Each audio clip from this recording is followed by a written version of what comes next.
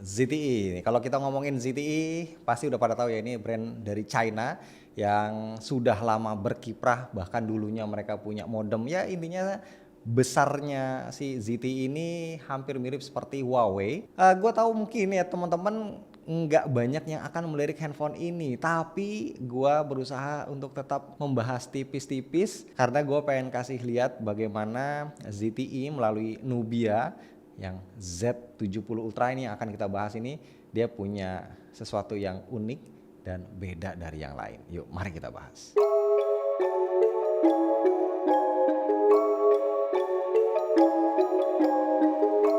Bismillah, alhamdulillah kita ketemu lagi bareng gua Romi. Handphone ini tidak masuk resmi pastinya, jadi kalau kalian mau beli silakan intip link di bawah karena ini gua datengin dari toko langganan gua. Yang mana ini salah satu flagship dengan desain yang bener-bener orisinil banget. Handphonenya nggak ada di dalamnya karena gua udah saking penasarannya ya nggak sabarnya gue udah buka duluan nih tuh ya. Ini adalah desain yang menurut gue bener-bener eye catching banget, beda dari kebanyakan handphone yang lain. Memang gue secara pribadi naksir banget sama desain yang ditawarkan Nubia Z series. Tidak banyak dijumpai di handphone lain ya, mirip kayak handphone Sony Xperia zaman dulu atau kemarin kan sebenarnya Samsung S24 Ultra ya sempat mengotak tapi sekarang dia udah lebih melengkung. Nah ini masih tetap kotak ya.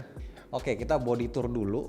Di bagian atas kita bisa melihat ada mikrofon, kemudian ada sensor infrared, ada garis-garis antena. Di bagian kanan handphonenya ada tombol power nih, warnanya cakep ya, dia beda. Terus ada konturnya, jadi nih. Jadi kalau kita tekan itu nggak licin, ada tombol volume, ada tombol lagi nih harusnya shutter ya, shutter kamera, kemudian di bagian bawah ada grill speaker, ada port USB-C, ada slot kartu, dan di sebelah kiri ada tombol, ini juga ada konturnya, jadi nggak licin, yang ini bukan dipencet tapi di slide.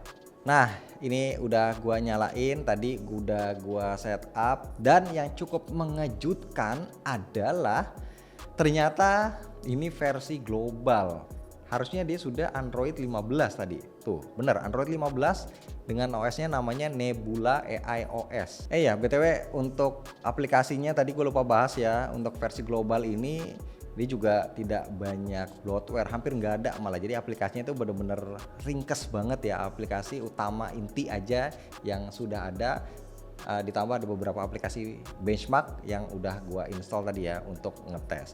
Nah ngomong-ngomong, sekarang kita udah ngeliat layarnya ya. Bener, layarnya ini imersif banget ya. Bezelnya memang bukan yang tertipis, tapi ini masih bisa dibilang tipis ya, dan juga simetris, enak dilihat. Bahkan kita tidak ternodai dengan kamera punch hole. Jadi teman-teman bisa lihat di bagian atas ini itu bener-bener tidak terlihat ya. Bahkan kalau gua ngehin, gue nggak notice ini ada kamera under display, jadi bener-bener seamless banget ngelihatnya. Nah ngomong-ngomong ini layarnya 6,85 inci, udah AMOLED 144 Hz, brightnessnya ada di 2000 nits, udah support HDR10 Plus juga. Sekarang kita cek untuk spesifikasinya ya, udah pasti pakai Snapdragon 8 Elite. Nah di AnTuTu benchmark dia dapat skor 2,45 juta dengan CPU skor 550.000 dan GPU skornya 1.126.000. Bukan skor yang tertinggi tapi masih cukup impresif, dan versi global dari Z70 Ultra ini dia tidak dilimit, artinya suhunya itu dilepas. Nah ketika gue jalanin AnTuTu benchmark 10.4.4 ini ada kenaikan suhu sekitar 15 derajat Celcius ya. Jadi benar-benar tidak ada yang namanya limitasi lagi benchmark terus kepanasan tahu-tahu di stop, enggak, dia jalan aja terus ya, di loss aja gitu. Nah di sini kita bisa lihat lagi ada pengujian 3D Mark. Gue juga udah ngetes untuk wildlife stress test, stability-nya tuh dapatnya cuma 39,5%. Ini bukan angka yang impresif ya, karena base loop-nya bisa 23.000 tapi lowest loops-nya cuma 9.000 ya. Jadi bedanya itu jauh banget, jomplang banget, dan suhunya itu bisa sampai 57 derajat Celcius. Oke, sekarang kita coba untuk speakernya.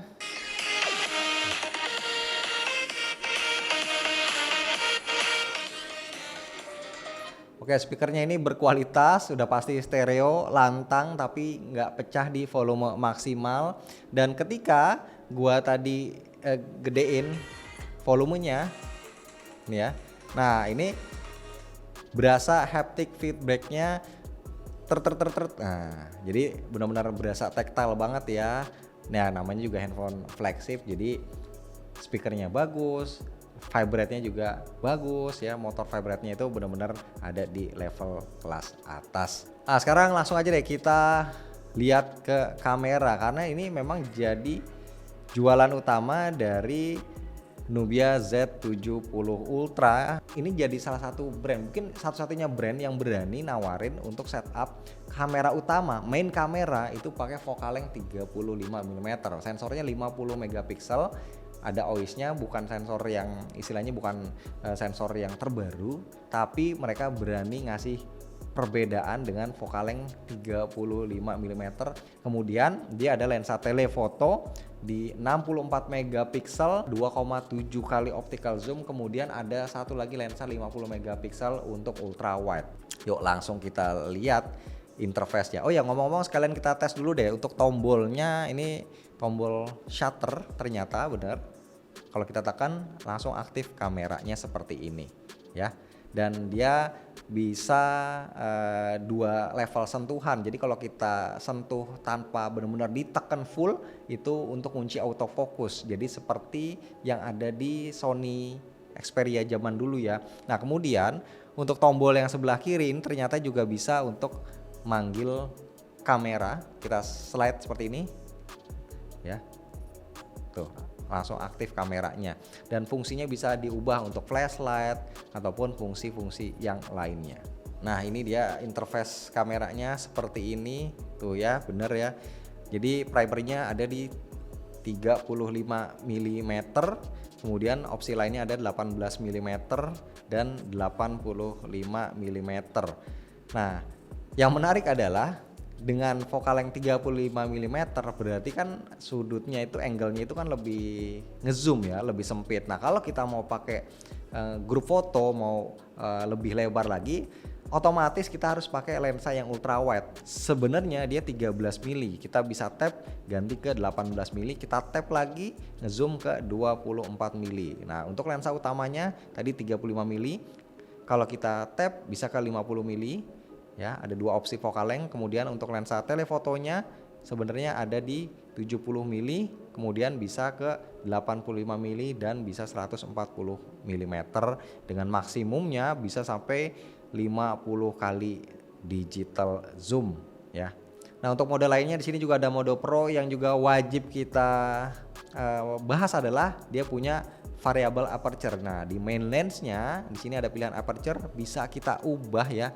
Ini kelihatan nggak ya? Tuh bisa kita ubah dari 1,59 sampai dengan maksimumnya 4. Untuk perekaman video kita bisa rekam sampai 8K 30 fps. Ini sebuah resolusi yang menurut gua tinggi banget ya.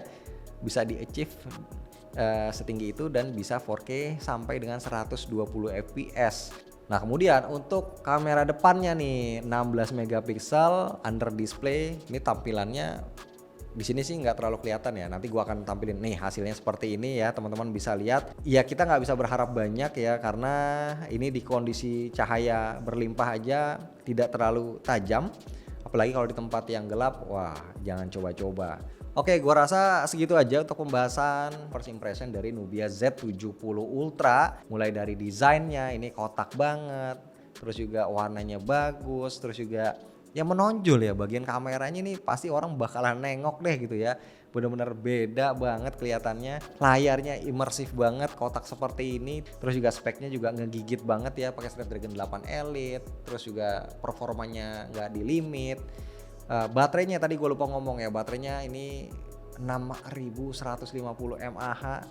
gede banget ya, pakai teknologi silikon karbon, ngecasnya udah bisa 80 watt dan juga setup kameranya yang nggak biasa, walaupun memang hasil kameranya ini ya belum selevel flagship kamera kayak Samsung S series, Vivo X series ya, belum, tapi sudah ada di level yang bisa dibilang sedikit ya, ada satu tingkat lah di bawahnya ya. Dia menawarkan focalength unik di 35 meter, punya variable aperture, perekaman videonya juga bisa 8K 30 fps atau bahkan 4K 120 fps. Ya sekali lagi ini sebuah smartphone yang layak untuk diapresiasi walaupun mungkin tidak untuk dimiliki banyak orang. Nah kalau teman-teman bisa pengen ya, tertarik untuk bisa punya handphone ini, linknya ada di deskripsi, silakan kalian check out aja.